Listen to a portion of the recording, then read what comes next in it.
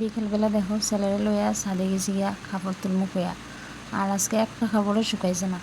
সারাদিন বৃষ্টিই দিতেছে, একটু পরে পরে বৃষ্টি আয়, একটু পরে পরেই বৃষ্টি আয়, তো কাপড় কেমনি শুকাইতো?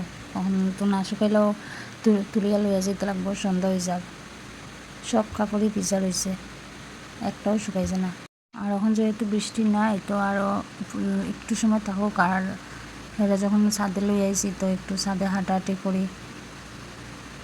সবসময় তো তাহলে আমার কিতা জানি কইছে, আর আমার এমন হাসি উঠছে। আর এই পাপোশটি দয়া দিছিলাম 2 দিন হয়ে গেছে, কিন্তু এটি শুকারই না এখনো।